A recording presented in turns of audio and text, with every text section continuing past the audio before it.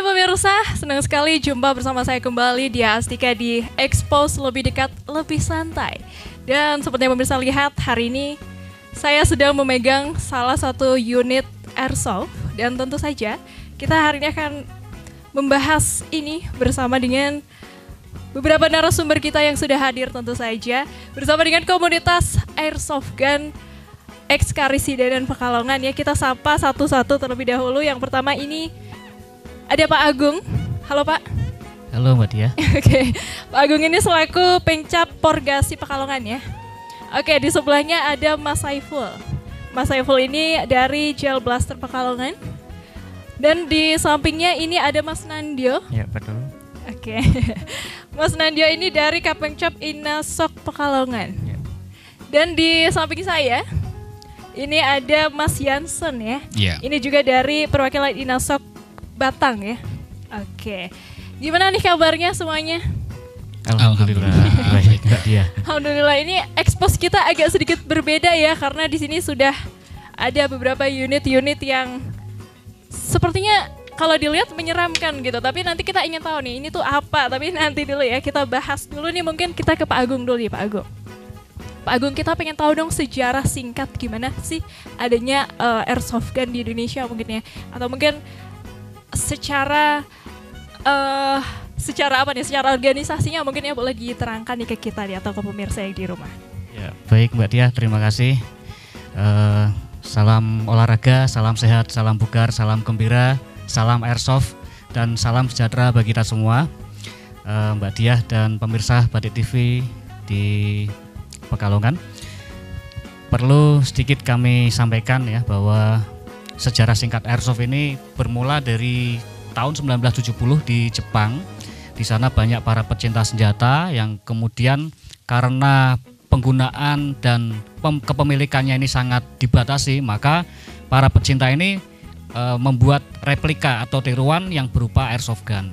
Kemudian merambat ke benua Eropa, Amerika, dan akhirnya di tahun 2000-an ini masuk ke Indonesia. Sedangkan di Pekalongan kalau tidak salah sekitar tahun 2012-an itu baru masuk ke kota Pekalongan. Begitu Mbak Dia. Oke, tadi saya juga sempat dijelaskan nih sama Pak Agung sedikit ya tentang organisasi-organisasi itu yang menaungi. Boleh dong Pak dijelaskan juga tuh Pak? Ya baik, jadi dari tahun 1970 sampai dengan 2018 yang lalu itu sebenarnya airsoft masih abu-abu antara legal dan ilegal. Kenapa? Karena dasar hukum yang diterapkan untuk penggunaan airsoft ini masih belum jelas. Dulu pernah diterapkan Undang-Undang Nomor 12 Tahun 1951 atau yang kita kenal dengan istilah Undang-Undang Darurat. Nah itu dijeratkan kepada para pengguna airsoft, barang siapa memasukkan dan seterusnya, yaitu yang saya tidak terlalu hafal, tapi intinya itu tidak masuk ke undang-undang tentang airsoft. Kemudian di 2012 itu juga ada Perkap nomor 8 ya, tentang pengawasan dan pengendalian senjata api untuk kepentingan olahraga. Nah, ternyata setelah dipelajari juga itu tidak masuk sebagai landasan dasar hukum airsoft, karena ini bukan senjata ya, ini hanya alat olahraga. Sama seperti alat-alat olahraga yang lain, panahan, bola sepak, bola basket, raket tenis ya kan. Ini sama alat olahraga. Maka di tahun 2018 baru muncul sebuah peraturan kepolisian nomor 5 tahun 2018 tentang pengawasan dan pengendalian replika senjata jenis airsoft gun dan paintball. Nah, ini sudah jelas aturan hukumnya ya. Jadi sekarang airsoft ini benar-benar legal. Nah, kecuali nanti memang ada penyalahguna yang seperti kita lihat beberapa saat yang lalu ya, banyak penyalahguna atau koboi jalanan kalau kita kenal. Nah, jadi dulu setiap ada penyalahgunaan yang berkaitan dengan unit airgun atau airsoft gun itu kita selalu tiarap atau tidak berlatih dulu, karena khawatir pihak kepolisian ini akan merampas unit kami atau kita didatangi pihak kepolisian begitu. Tapi terakhir kemarin justru malah kita semakin eksis karena kita akan membuktikan, mengcounter berita yang miring tersebut bahwa airsoft gun ini legal ya, selama penggunaan, cara menyimpan dan cara membawanya ini sesuai dengan regulasi yang ada. Seperti itu kurang lebihnya Mbak. Oke, itu ya. Wow, ternyata menarik dan cukup ada sejarah yang panjang begitu ya Pak ya. Oke, kita beralih ke Mas Nandia dulu deh. Mas Nandia sudah dari kapan nih Mas tergabung dalam komunitas? Tercatat 2018 sih, waktu itu masih sekolah saya. Oh, oke. Juga pernah mengikuti untuk airsoft sendiri, ada lombanya waktu itu di Solo namanya Liga Airsoft Pelajar itu. Saya coba mengikuti ke Solo untuk nambah pengalaman lah ya. Terus bergabung di komunitas Spring Fest, Family Extreme Spring Team. Itu biasanya kita main bareng, mainnya tembak-tembak itu di hutan kota Yosorjo. Oh, oke. Ya, Jadi dari 2018 ya. 2018 Sampai sekarang ya. sampai sekarang. Oke. Kalau dari Mas Jansen sendiri nih kapan Yap. nih Mas? Kalau saya sendiri bergabung mulai bermain airsoft itu sejak 2015-2016. Oke. Cuma mulai aktif di Inasoft Pemkab Batangnya itu mulai bulan Maret kemarin 2023. Oh, Jadi oke. untuk Pemkab Inasoft Pemkab Batang itu tergolong masih baru kemarin, Mbak. Seperti itu. Oke, kita ke Mas Saiful nih. Kasihan nih nggak dikasih ini sendiri ya. Mas Saiful dari kapan nih Mas Saiful? Kalau Jala Blaster ini saya sejak 2020. 20. 20. Oke. Itu aja sih. Gimana tuh awalnya bisa tertarik sama airsoft tuh gimana tuh? Saya lihat di sosmed biasanya kan. Oke. Untuk saya beli satu, ternyata saya senang karena ternyata ada komunitas banyak dan akhirnya saya join sama Pak Agung, sama Mas Jansen dan teman-teman. Oke. Luar biasa ya. Oke, Pak Agung. Biasanya kalau misalnya komunitas ini misalnya berkumpul gitu ya, apakah selalu latihan gitu Pak? Atau mungkin ada satu sesi di mana kita bahas materi secara materinya nih gitu, nggak yang selalu latihan gitu. Ya, jadi ini memang sudah satu paket komplit Mbak. Jadi begitu misalnya kita dan teman-teman ini berkumpul, sebelum kita bermain kita selalu sampaikan tentang regulasi yang ada. Jadi inilah fungsi klub sebagai penaung dan pewadah para pecinta atau penghobi atau pegiat airsoft agar tetap safe dalam bermain olahraga airsoft ini. Nah, makanya setiap sebelum latihan kita selalu brief dulu, kita sampaikan materi-materi yang terkini ya, yang update secara nasional maupun kewilayahan ya, ada berita apa saja nanti kita update di situ. Seperti itu, Mbak. Oke. Jadi selain latihan juga membahas isu-isu gitu ya mungkin ya, yang juga dibahas. Ini berarti kalau misal kumpul juga berkumpul nih berempat ini? Iya, kadang-kadang. Kadang-kadang. Oke. Kalau misal sekarang anggotanya sudah berapa nih Pak? Iya, kalau ini kita bicara induk organisasi dulu ya, yang tadi ada Porgasi, kemudian ada Water Gel Blaster Pekalongan, kemudian ada Inasok Pekalongan dan Inasok Batang. Ini anggotanya sih rata-rata di atas 10 ya Pak. Oke. Nih, sebenarnya induk organisasi ini nanti membawahi klub-klub. Nah ini kalau di Pekalongan kan kota ya, ini banyak sekali sebenarnya klub, ada FES, ada DAB, kemudian ada APSOK dulu ya, kemudian ada PAC, Pekalongan Airsoft Club. Nah ini kalau di total ya lumayan sih, bisa 100-an. Wow. Iya. Lumayan juga ya. Oke, ada nggak sih Mas Pak syarat-syarat masuk ke komunitas ini gitu? Ya jadi ini secara umum ya, bahwa kalau kita mau bermain airsoft gun ini memang wajib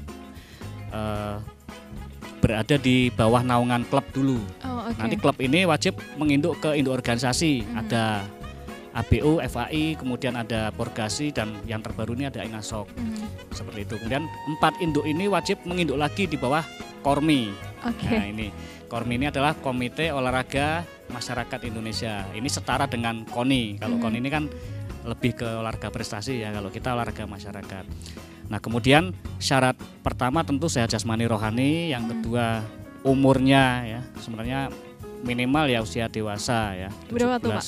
17 tahun sampai dengan ya 50 tahun lah ya. Tapi boleh di bawah itu, karena memang kita mencari bibit atlet ini tentu saja harus dari sejak awal, sejak dini ya, usia-usia pelajar SMP atau SMA. Maka ada istilah namanya safety balance atau sepengetahuan orang tua ya, asalkan orang tua memberikan izin kepada klub untuk membina putra-putrinya, nah itu bisa diizinkan.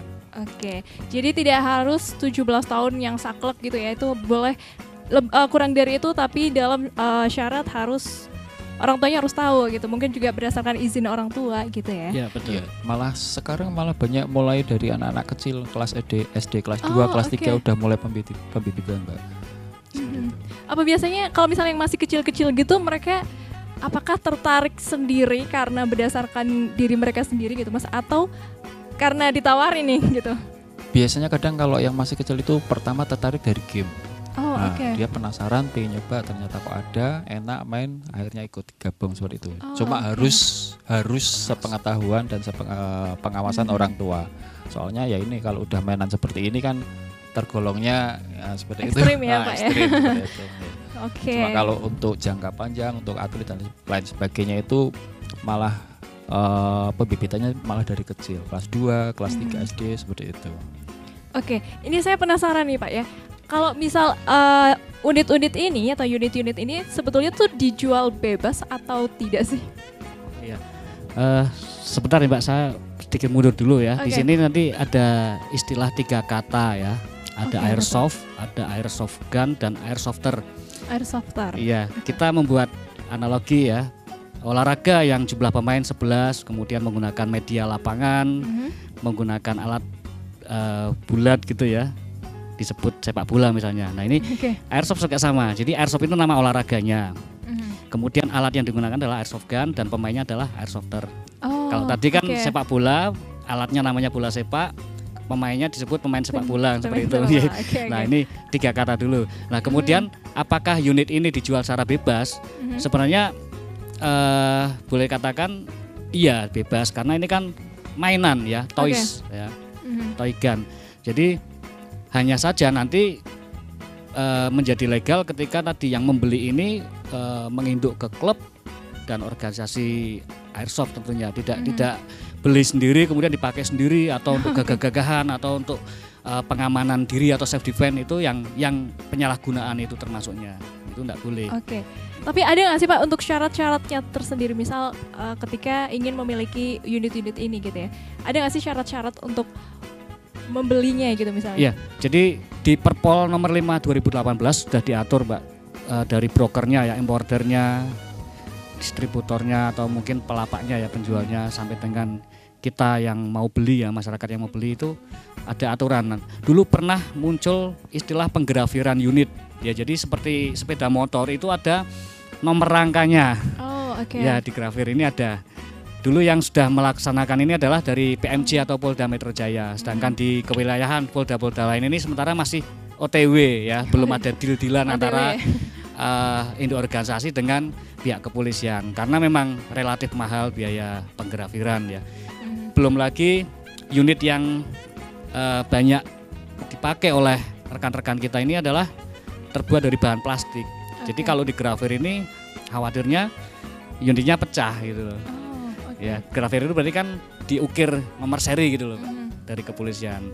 Nanti diterbitkan surat kepemilikan unit. Kemudian si operatornya atau pemainnya atau airsofternya ini juga diuji, dites keterampilan menembaknya. Baru dikeluarkan kartu tanda anggota. Oh. Ya, jadi oke. kalau motor itu tadi ada STNK, ada SIM gitu, lengkap. Ada BPKB-nya. Mendapatkan SIM-nya pun harus ada melewati proses gitu Iya. ya. Nah, tapi tadi akhirnya kembali lagi ke induk organisasi masing-masing, bagaimana mereka mengelola induknya ini dengan sebaik-baiknya agar supaya tidak ada penyalahgunaan unit airsoft gun lagi. Karena memang analogi yang lain begini Mbak, ada sepeda motor, mobil, truk, bis, tapi SIM-nya ini dibuat sama B2 umum misalnya. Ya, yang naik sepeda ini pasti komplain. Oke. Masa saya naik sepeda SIM-nya B2 umum sama seperti tronton ya kan. Nah, sama ini mau itu senjata api, mau air gun, mau airsoft gun itu perizinannya sama sebenarnya. Pihak kepolisian menerapkan sistem perizinan yang sama. Oke. Maka kami yang airsofter low budget ya, yang unitnya paling spring harga ratusan ribu, lalu kemudian disuruh atau diperintah untuk membuat legalitas yang sepanjang tadi, ini luar biasa kurang Struggle terjangkau gitu ya. Maka tadi kembali lagi kepolisian menyerahkan ke induk organisasi masing-masing agar anggotanya tertib dalam penggunaan. Oke, tapi kalau misal biasanya di komunitas ini punyanya pribadi atau secara di komunitas tuh kayak kita kasih inventaris gitu misalnya. Iya. Jadi memang syarat selanjutnya ya, setelah kita memiliki unit airsoft gun ini, memang dulu ada sistem penggudangan, harus digudangkan seharusnya, tidak boleh dibawa pulang. Tapi tadi karena ada nego-nego ya antara induk organisasi dengan kepolisian, maka ini boleh dibawa pulang dan rata-rata memang ini milik pribadi masing-masing, Pak. Satu unit satu operator. Kalau mau beli ya maksimal 7 kalau perorangan ya. Kalau misalnya dia punya usaha seperti usaha paintball atau mungkin dia punya arena permainan airsoft, itu mungkin boleh lebih dari itu, tapi perizinannya lebih ketat lagi.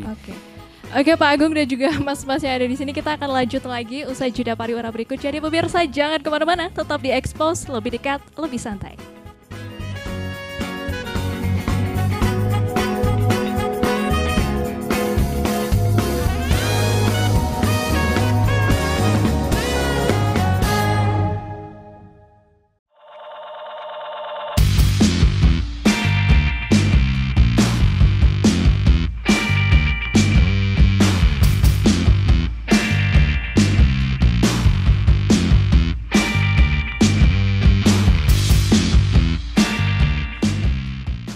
Baik pemirsa, masih di Expose, lebih dekat lebih santai bersama saya Dia Astika, dan juga masih bersama narasumber-narasumber kita hari ini dari komunitas Airsoft Gun ya. Oke Pak Agung, Mas Saiful, Mas Jansen dan Mas siapa? Kita akan lanjut lagi ya. Oke. Nanti habis ini kita bakal bahas nih satu persatu nih, saya penasaran nih, mungkin juga pemirsa yang ada di rumah juga pengen tahu nih ya Pak Agung ya. Oke, tapi sebelum kita bahas ini, kita ingin tahu dulu nih Pak, sebetulnya apa sih airsoft itu Pak? Gitu. Ya, tadi sudah saya sampaikan ya 3 kata airsoft, airsoft gun dan airsofter itu ya, tapi belum sampai dengan pengertiannya. Nah sekarang pengertian dari airsoft itu adalah olahraga atau permainan yang mensimulasikan tentang kegiatan pertempuran militer atau kepolisian dengan menggunakan alat yang disebut airsoft gun. Gitu. Jadi ini nama olahraga. Kemudian airsoft gun ini ada pengertiannya juga. Ini sebuah benda yang memiliki bentuk dan sistem kerja menyerupai senjata api. Yang terbuat dari plastik ya, bahan plastik, kemudian logam atau campuran plastik dan logam yang dapat melontarkan BB atau ball bullet ya. Ada contoh di situ BB ya. Nah ini pelurunya ya. Pelurunya. Kemudian dengan menggunakan tenaga tekanan udara yang dihasilkan dari mekanisme gas bertekanan rendah, ada contohnya di gas tabungnya ini ya, gas bertekanan rendah, ini green gas ya, bukan CO2. Kemudian atau spring yang digerakkan oleh tenaga manusia, contohnya ada enggak ini? Ya yang 1 kali kokang 1 kali tembak, dan atau motor listrik yang digerakkan oleh baterai. Nah, ini contohnya yang di depan ini semuanya AEG ya. Nah kemudian dengan daya lontar maksimal itu hanya 2 joule, 2 joule ya, 2 joule. Joule itu dari meter per second ya, atau disingkat FPS ya, feet per second. Nah, energinya satuannya itu FPS Mbak. Ya. Nah kemudian nanti masuk ke ini ya, jenis-jenis airsoft gun berdasarkan teknologinya tadi disebutkan di pengertian, ada yang menggunakan bahan gas disebut dengan GBB atau gas blowback. Kemudian ada yang tenaga per atau spring itu ya disebut unit spring. Kemudian ada yang dari elektrik ya, dinamo listrik, itu disebut AEG atau automatic electric gun. Nah, kemudian berdasarkan bentuk ini banyak ya, setiap senjata, jenis senjata itu ada replikanya, ada tiruannya. Seperti yang di depan ini ada M4, kemudian ada Chris Vector, ada AK-47, itu juga M4. Kemudian ada handgun ya, yang laras pendek. Jadi ada laras panjang, ada laras pendek. Ini kalau orang biasa sebut kan FN biasanya ya, kita sambil meluruskan ini bukan FN ya, ini pistol namanya. Kalau FN itu merek, itu singkatan dari pabrik nasional. Ya. Nah kalau yang seperti ini namanya revolver, yang ada silindernya. Jadi itu pistol, ini revolver. Ini yang jenis airsoft gun berdasarkan bentuk laras pendek. Kalau ini laras panjang. Kemudian di bawah airsoft gun ini juga ada yang namanya water gel tadi. Teknologinya sama, hanya bedanya pada pelurunya. Kalau water gel menggunakan ini ya, telur katak ini. Cendol dawet. Apa Ini itu, Pak? awalnya kecil ini ya, kemudian Oke. setelah direndam air beberapa saat atau Jadi jam besar ya, ya? baru menjadi besar seperti ini, kaliber 6 mili sampai 8 mili ini. Ini sangat lembut sekali ya, lebih lembut Oke. daripada yang BB-nya airsoft gun. Itu. Ini kalau ditembakkan ke benda keras, yang pecah ini adalah BB-nya atau pelurunya, bukan targetnya. Oke. Ini bisa di apa namanya ini? Remas. Ya. Kayak boba ya, anak-anak sekarang makan boba. Oke. Ya. Oke, mungkin ada tambahan Mas Jansen? Yang jelas untuk perbedaan itu sama seperti yang tadi dibilang sama Mas Agung. Ada laras panjang biasanya kita sebut rifle, ada laras pendek ini pistol biasanya kita sebut handgun. Terus dari bahannya pun masing-masing Kak. Kalau yang biasanya misalnya contoh yang handgun ini biasanya separuh metal, separuhnya polimer ABS. Terus yang rifle juga sama, ada yang full metal, ada yang ABS juga, seperti itu. Itu plastik ya. Ya ada yang plastik juga. Oh, Tadi oke. sudah disebutkan di pengertian ya, yang terbuat dari bahan plastik atau metal atau campuran antara plastik dan metal gitu. Oke. Kalau yang milik Mas Jansen sendiri mana nih Mas? Kalau saya kebetulan bawanya yang unit-unit pendek semua, yang Oh, pistol-pistol oke. semua. Karena untuk airsoft sendiri itu banyak macamnya, banyak macam jenis olahraganya, termasuk ada yang skirmish itu yang perang-perangan. War game. Terus ada yang kalau yang prestasi itu ada seperti tembak reaksi, CTS, KST dan lain sebagainya seperti itu. Jadi saya ini Oke. bawanya yang jenis pistol-pistol semua. Oke. Kalau Mas Nandio nih, yang mana nih Mas? Kalau saya bawanya yang satu ini sih, rifle ini. Oh, pendek. oke. Iya. M4. Itu gimana tuh sistem kerjanya tuh? Jadi dia ini di dalamnya, Mhm.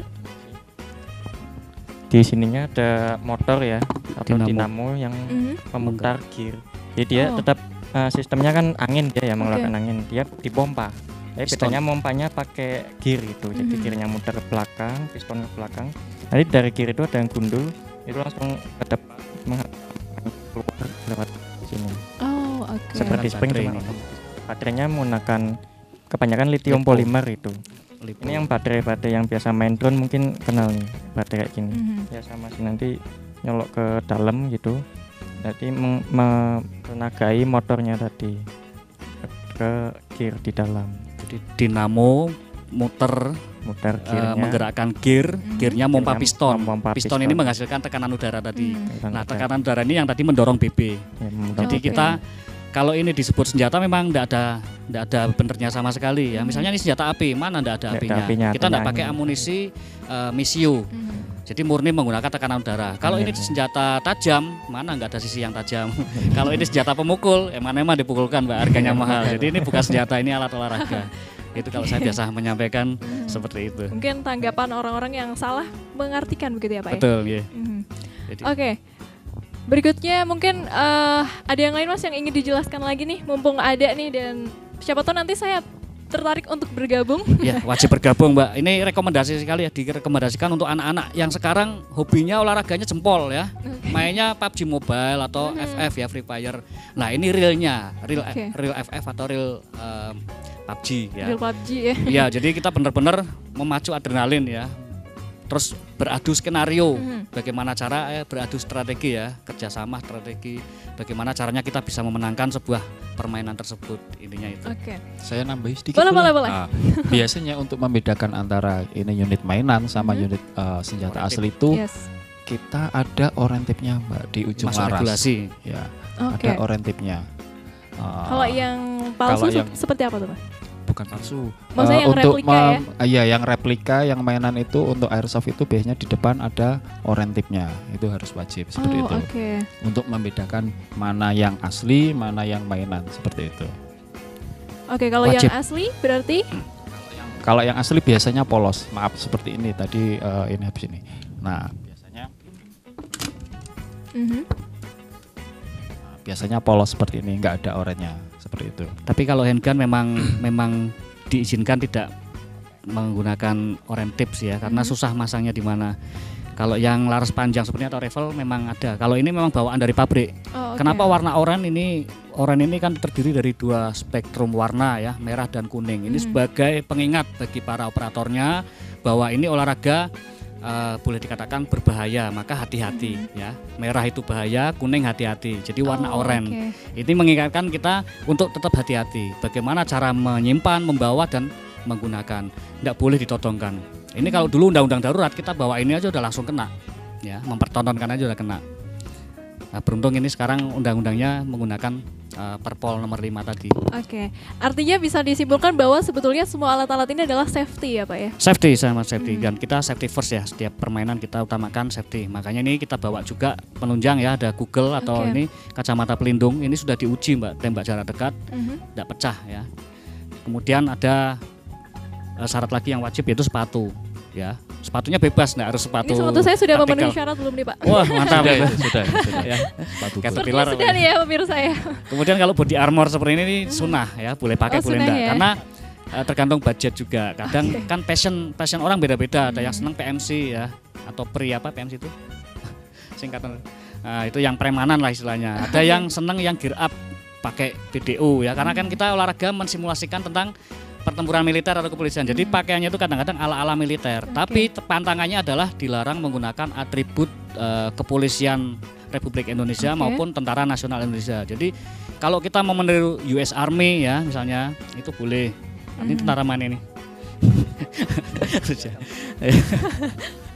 Jadi tentara plastik sebenarnya ya. Ini boleh menggunakan pakaian ala-ala militer, yang penting bukan TNI atau Polri, itu titik. Oke. Nah, itu masuk dalam regulasi. Oh baik. Nah, safety first-nya ini. Yang penting paling utama itu kacamata.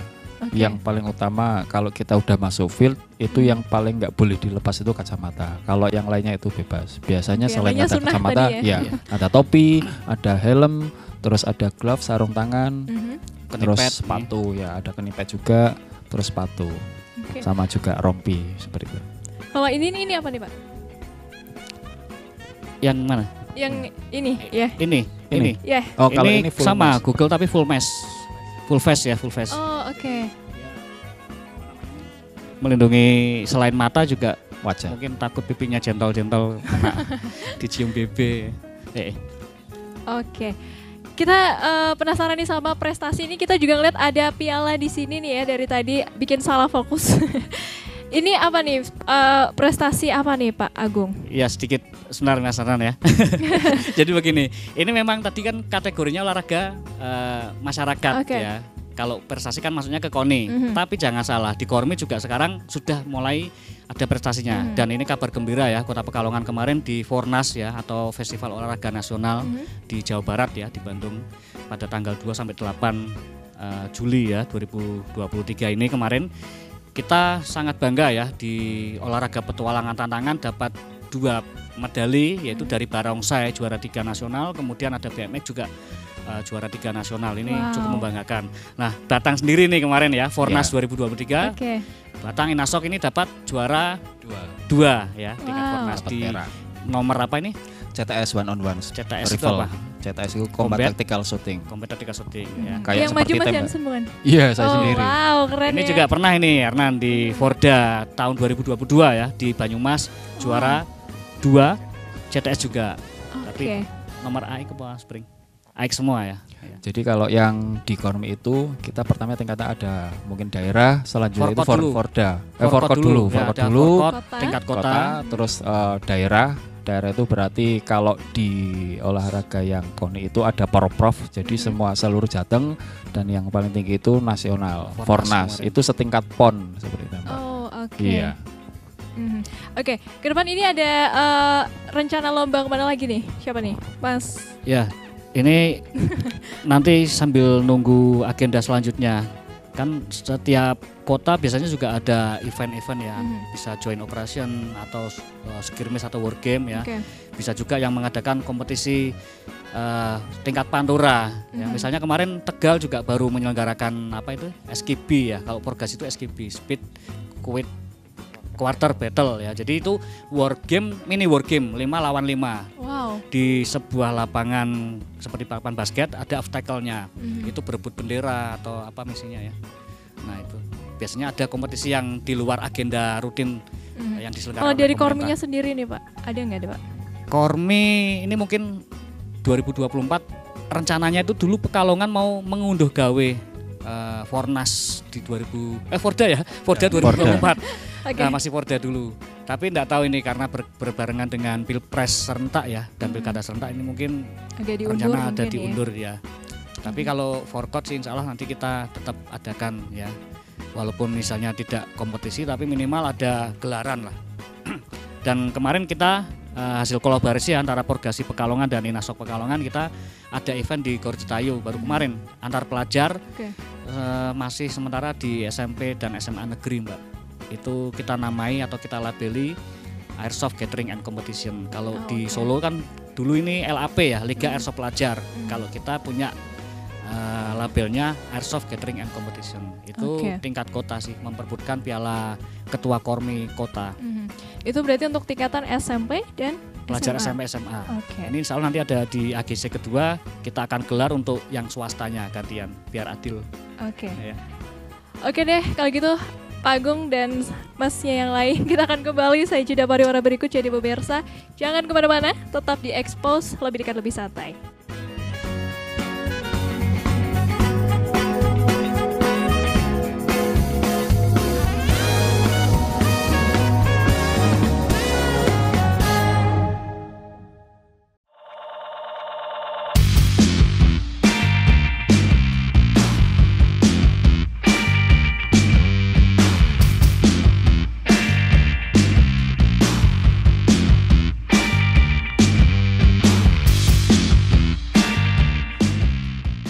Pemirsa, Anda masih di Expose, lebih dekat lebih santai, dan kita masih mau lanjut lagi nih ya Pak Agung, Mas Saiful dan yang lain. Sampai ini bingung ya nyebutnya satu-satu. Oke, kita masih mau lanjut lagi nih Pak. Tadi kita belum bahas tentang regulasi treatment, mungkin cara penggunaannya atau cara pembawaannya seperti apa tuh Pak? Ya baik, Mbak Diah dan pemirsa Batik TV dimanapun berada, ini karena Airsoft ini masih tergolong olahraga baru ya, khususnya di Pekalongan, jadi mungkin masih asing juga di telinga masyarakat sekitar Pekalongan. Maka ini memang dalam rangka sosialisasi ya, kita selalu menekankan hal-hal penting yang berkaitan dengan regulasi ini. Jadi tadi sudah saya sampaikan di depan bahwa aslinya ya bahasa Pekalongan metu. Aslinya ini unit harusnya digudangkan, tapi karena satu dan lain hal ya, gudangnya juga tidak ada, maka boleh dibawa pulang asal penyimpanannya sesuai dengan etika yang ada. Pertama berarti unit ini harus dikosongkan baik dari baterai kalau dia menggunakan teknologi baterai ya atau motor listrik ya. Dipisah antara baterainya, dilepas ya. Kalau dia menggunakan green gas berarti gasnya harus dibuang dulu, kosongi. Kemudian magasin atau tempat peluru ini harus juga dilepas. BB-nya dikeluarkan semua, dikuras, kosong, benar-benar kosong blong ya. Jadi harus dipisah antara unit, magasin dan baterai atau tenaganya ya. Kemudian ditaruh atau dimasukkan ke dalam head case atau mungkin gun bag ya kita sebutannya ya, tas unit. Kemudian taruh di tempat yang aman yang tidak terjangkau anak-anak, karena khawatirnya nanti disalahgunakan tadi ya. Kemudian kalau cara membawa juga sama ya, dalam kondisi tadi terpisah, kosong, ditempatkan di hardcase atau tas ya, tidak tampak dari luar bahwa kita sedang membawa unit ya. Inilah bedanya antara koboi jalanan dan orang klub ya, anggota klub. Kemudian cara penggunaan ini tidak boleh ditodongkan ke arah orang lain sebelum mulai skenario peperangan. Kalau dalam kompetisi yang tembak reaksi, tembak target ini memang moncong laras atau apa ini bahasanya, muzzle ya, ini wajib menghadap ke arah target. Kalau mau lari kemanapun ya, lari ke depan ya tetap moncongnya harus tetap ke depan ke arah target. Kalau sebelum mulai kompetisi atau war ya tadi ke bawah atau ke atas. Yang penting ini jari telunjuk ya tidak boleh masuk ke dalam trigger. Meskipun ini sudah di save ya. Ini ada selektor namanya. Ini save, kemudian single dan auto. Bener-bener replika ya, menyerupai aslinya. Kalau save ini berarti triggernya terkunci. Nah, tadi meskipun demikian tetap safety first ya, ini jari tidak boleh masuk karena ini benda paling sensitif dalam unit ini. Oke. Kemudian kenapa sih harus kosong ya? Ini bukti ya bahwa para airsofter ini sangat menjaga agar permainan ini tetap safety ya. Kalau unit sudah terisi, baterainya sudah standby, kemudian magasinnya sudah ada BB-nya, gasnya sudah diisi ya, itu berarti siap digunakan. Nah inilah beda koboi jalanan tadi ya, ditenteng atau diselipkan ke pinggang ya. Kemudian suatu saat misalnya dia terancam bahaya, kemudian dikeluarkan. Nah inilah wujud penyalahgunaan airsoft gun. Termasuk tidak memasang orange tip ini sebenarnya sudah mengindikasikan bahwa yang bersangkutan secara psikologisnya dia tidak mencerminkan sebagai anggota klub. Ya, karena tadi secara fisik memang wajib memasang orange tip ya untuk membedakan asli dan replikanya. Seperti itu kurang lebihnya. Oke, nambahin sedikit Oke, boleh. Oke, nambahin. Jadi kalau selain kita gunakan pada saat main, yang pertama unit harus menghadap ke bawah atau ke atas seperti Mas Agung bilang, open sky istilahnya. Kalau misalnya handgun itu harus masuk holster. Jadi kalau kita udah keluar arena ini handgun masih berdiri boleh ya sedikit. Ini tidak boleh keluar. Jadi harus terpasang. Terus magazine juga sama, harus masuk ke holsternya. Mag ini pun sama, biasanya kalau di depan pakai rompi, masuk di dalam rompi seperti itu. Jadi unit itu benar-benar tidak boleh, walaupun keadaan kosong, keadaan mati, nggak boleh ditodong-todongkan seperti itu. Ini harus selalu mengarah ke sasaran atau target. Kecuali kalau misalnya kita pas war game, pada saat main itu nggak apa-apa. Tapi pada saat seperti ini, walaupun kosong kayak gini itu nggak boleh. Mungkin lebih ke etika begitu. Iya, ya, etika ya? seperti itu. Oke, tadi kita sempat belum membahas nih ya salah satu jenis, yaitu ada namanya gel blaster. Ini kita ke Mas Saiful nih ya. Oke, dari tadi belum terdengar nih suaranya nih Mas Saiful nih. Kata bawang. Kita sebelumnya ingin tahu nih ya, apa sih sebetulnya tuh gel blaster, Mas? Oke, gel blaster itu adalah mainan tembak-tembakan yang menggunakan proyektil berbahan polimer. Jadi berbeda dengan airsoft. Kalau kita pakai polimer seperti ini, yang bentuknya kecil-kecil, nanti ini kita rendam 2 jam, nanti bisa segini ukurannya. Maksimal segini dia. Nah, gitu. Oke. Sangat panjang sekali ya. Oke, Mas Saiful. Perbedaan pemakaiannya nih sama airsoft yang tadi ya, kira-kira apa nih? Seperti apa? Perbedaan yang sangat menonjol yaitu di proyektilnya aja sih. Proyektil dia. Kalau airsoft itu kan plastik, ya kan, seperti ini. Kalau di gel blaster itu kita menggunakan bahan polimer yang direndam air. Jadi efek yang ditimbulkan juga lebih ringan, nggak terlalu berefek ke badan. Apalagi ya, terusan powernya juga tidak terlalu kencang, karena kalau terlalu kencang powernya gelnya bisa pecah di dalam. Jadi maksimal FPS kita mungkin di angka 300-an atau 250. Dan ini hanya bisa dipakai efektifnya indoor.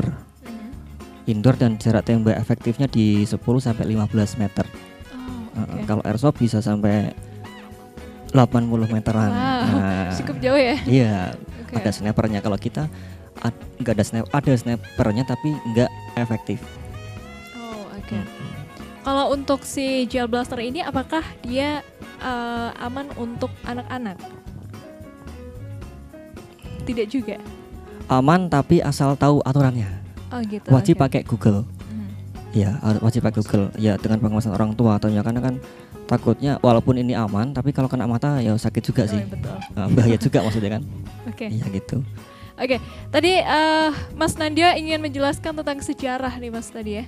Sejarah adanya gel blaster ini bagaimana bisa tercipta seperti itu? Ya kayaknya saya pernah baca ini kan tadinya gel blaster belum adanya airsoft gitu ya. Nah ini untuk di negara luar kayak Australia, Malaysia itu ternyata airsoft tuh yang pun udah soft segini aja dilarang gitu, nggak boleh gitu. Mereka mencari jalan gimana yang pecinta antusias militer dan kepolisian gimana bisa bermain kayak selayaknya airsoft gitu. Nah ini ketemu solusinya yang lebih soft lagi, gel blaster yang memakai gel gitu. Yang ini populernya di Australia dan Malaysia, yang dimana airsoft kayaknya nggak boleh sih di sana. Jadi Indonesia tuh hitungannya udah lumayan oke lah, mending lah kita bisa berairsoft, berbuat gel blaster dan lain-lain dibanding negara-negara lain. Oke, jadi itu bisa dibilang sebagai alternatif gitu ya, ketika Iya. si negara-negara tersebut tidak bisa menggunakan airsoft Yang gitu ya. airsoftnya dilarang. Airsoft gun itu tadi, kemudian ada alternatifnya nih yang lebih safety lagi Iya, nih yang lebih gitu. soft ternyata ada bisa boleh gel blaster. Kalau saya baca-baca gitu sih. Oke, Mas Saiful, kita kembali ke Mas Saiful lagi. Kenapa lebih menyukai gel blaster ini, Mas? Kalau saya ini airsoft atau gel blaster sih enggak masalah, suka oke. semua. Saya kan basicnya gamers.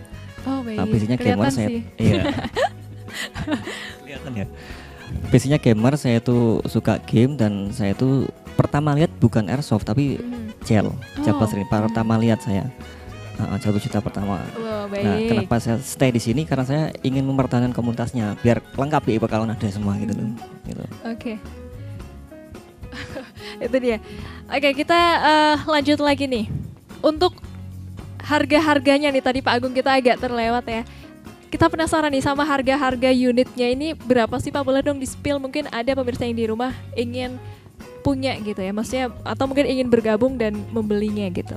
Ya nanti kalau lebih spesifik ke Om Jansen ya yang lebih menguasai, tapi saya sedikit menyerahkan ya, meluruskan juga, ini pernah saya sampaikan di apa namanya nih waktu komunitas tanpa batas ya, saya pernah sampaikan bahwa ini jangan diasumsikan olahraganya sultan ya.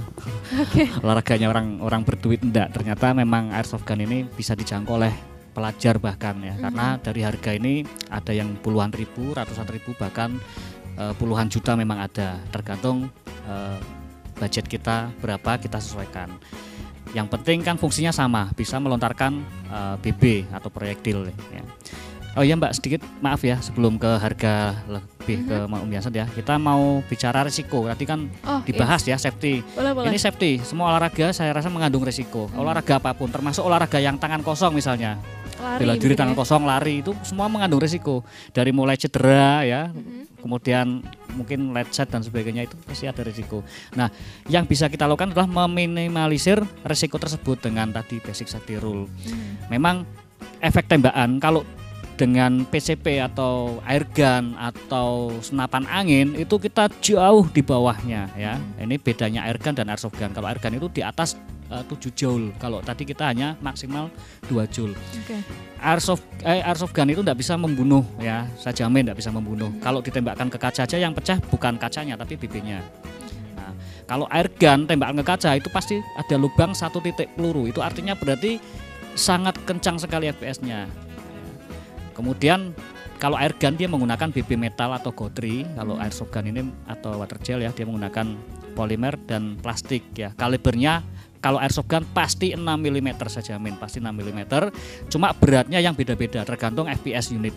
Jadi FPS maksimal itu 420 FPS toleransi. Kalau sniper bisa 450 ya kalau tidak salah buat action. Nah, BB-nya itu dari 0,12 sampai dengan 0,40 gram ya, jadi sebenarnya tergolong ringan. Tapi kalau kaliber pasti 6 mm. Nah kalau air gun itu dari kaliber 4,5 sampai 8 mili ada, tapi bahannya metal, sama dengan water gel kalibernya. Ini mohon maaf kita agak sedikit ngebut ya karena waktunya sudah sedikit lagi nih. Tadi kita bahas singkat saja mungkin Mas Jansen, harga nih Mas, untuk harga kira-kira kisaran berapa sih gitu? Oke, kalau harga itu masing-masing, mulai dari yang paling murah itu yang spring Mbak, jadi yang bahannya itu hampir semua full plastik, sistemnya kokang, itu paling sekitar ratusan ribu lah, puluhan ribu itu.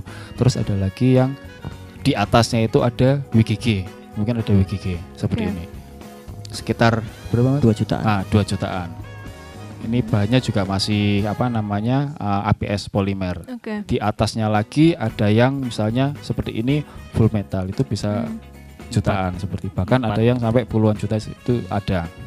Kalau yang pistol juga sama Mbak. Kalau yang seperti ini paling sekitar 3 sampai 4 jutaan udah dapat seperti itu. Nah nanti tinggal biasanya lebih mahal di upgrade-nya kita misalkan ingin lebih kenceng, lebih akurasinya lebih baik, itu di upgrade-nya seperti itu. Malah kadang harga unit sama upgrade-nya lebih mahal upgrade-nya. Upgrade tanda kutip tanda petik upgrade-nya untuk upgrade tetap airsoft gun ya, iya, upgrade bukan ke senjata di api. paling main di akurasi terus Jadi jarak dan miring. sebagainya seperti itu. Oke, jadi kisaran ratusan ribu hingga puluhan juta gitu ya Iya. bisa disimpulkan seperti itu. Oke, ini kalau misalnya nih Pak Agung ya, ada orang yang belum memiliki unit-unit ini gitu, tapi dia ingin bergabung gitu. Bagaimana caranya tuh Pak? Ya, sangat mudah sebenarnya ya. Bisa ke Batik TV juga ya. Ke Batik TV. Di sini kan kebetulan ada salah satu karyawan ya Batik TV yang sering latihan bersama kami juga. Boleh sebut merek nggak ini? Boleh Pak? Ada Pak Tanto Hadi ya, nanti bisa menghubungi Pak Tanto Hadi. Atau bisa nanti gabung di klub-klub yang di bawah Porgasi ataupun Inasok ya. Kalau saya sendiri kan di bawah Porgasi itu ada PAC, Pekalongan Airsoft Club. Ada IG-nya juga, silakan follow di situ, kemudian tanya-tanya boleh. Kemudian Apa tuh kalau boleh tahu IG-nya tuh Mas? Mungkin Mas Kalau Saiful? IG kita ada di Gel Blaster Pekalongan. Apa? Gel Blaster Pekalongan. Gel Blaster Pekalongan. Oke. Berikutnya Mas Jansen mungkin? Kalau Batang sendiri IG-nya Inaksok Pengcap Batang. Nah, kebetulan nanti ini kita lagi buat arena, Pak. Jadi arena kita khusus untuk yang airsoft semua. Mulai dari yang kita game CGB, terus ada yang tembak reaksi atau CTS, dan ada juga sniper seperti itu.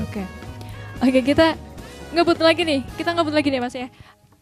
Terakhir nih mungkin, ada apa sih yang didapatkan dari belajar airsoft ini? Mungkin melatih fokus kah atau apa nih Pak Agung dulu deh? Ya, tentu karena ini olahraga pasti menginginkan badan sehat bugar ya. Kemudian fun karena ini olahraga masyarakat. Kemudian tadi psikologis kita lebih matang, lebih sabar. Misalnya sniper juga kan dia sabar menantani musuh ya. Nggak boleh nembak sebelum dimulai waktu permainan. Kemudian sportif juga, ketika kita tertembak ya kita harus jujur, hit gitu ya. Ada tambahan mungkin? Mungkin dan komunikasi juga tentunya ya, koordinasi. Kita bermain sama orang yang nggak kenal, gimana caranya biar mendorong tim biar menang. Kita jalin komunikasi yang efektif itu. Itu bisa. Oke, tambahan dikit. Walaupun ini cuma permainan, ternyata kita bisa mengetahui beberapa tipe orang. Seperti ada 3 karakter yaitu quitter, camper, dan climber. Quitter itu berarti dia hanya suka ngumpet dan takut maju. Iya. Kalau camper dia juga maju setengah-setengah. Setengah-setengah takut. Gitu ya. Kalau yang climber itu berarti leader lah, penyerang, fighter. Gitu.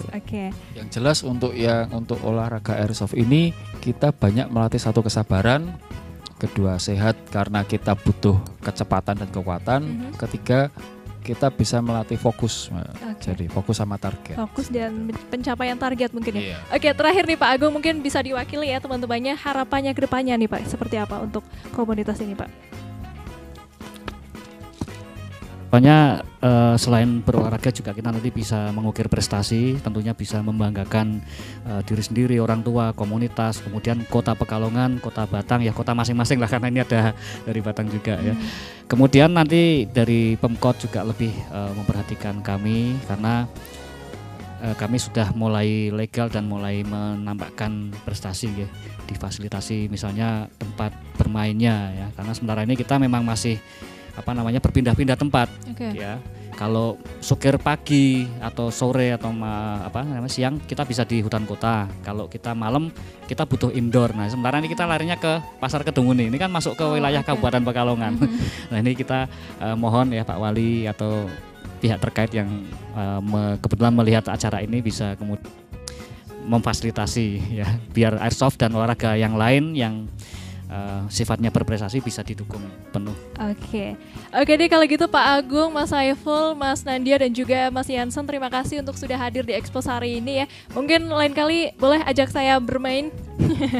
Oke, kita bisa lanjut lagi obrolannya di lain kesempatan ya. Terima kasih sudah hadir sekali lagi. Dan pemirsa, itu dia obrolan kita bersama komunitas Airsoft Gun ya.